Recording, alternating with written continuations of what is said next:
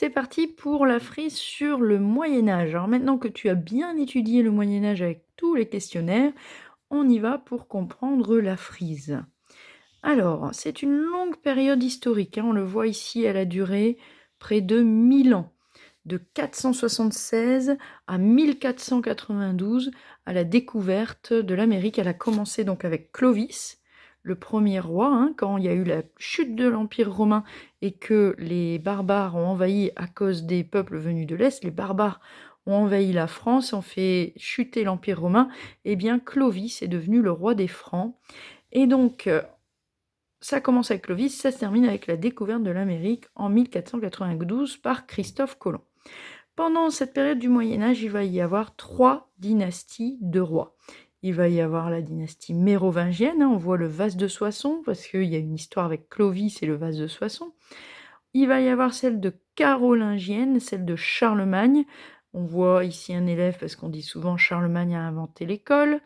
Et il va y avoir les Capétiens, la dynastie capétienne à partir de Hugues Capet, où là on voit la cape avec la fleur de lys, parce que là on va avoir des rois qui vont prendre de plus en plus de pouvoir, et la fleur de lys c'est leur symbole.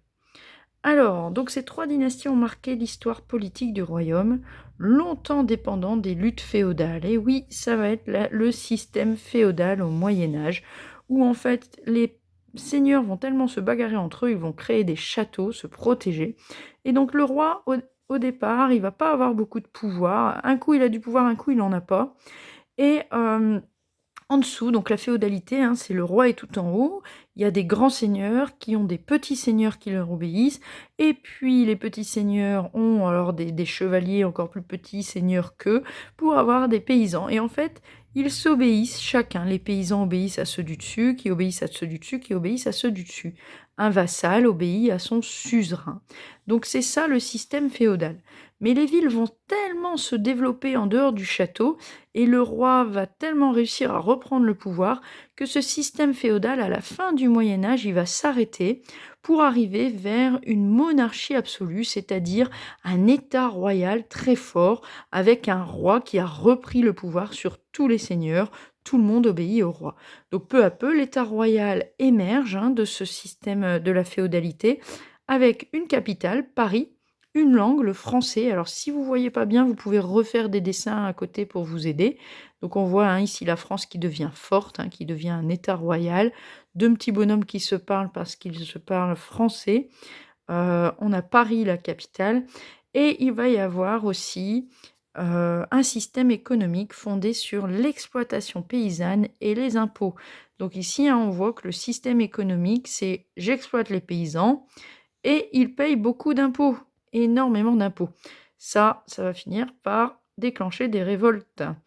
Et donc il va y avoir aussi à la fin du Moyen-Âge la guerre de 100 ans à cause des successions, hein, pour pas que l'Angleterre prenne la France à cause des mariages, etc.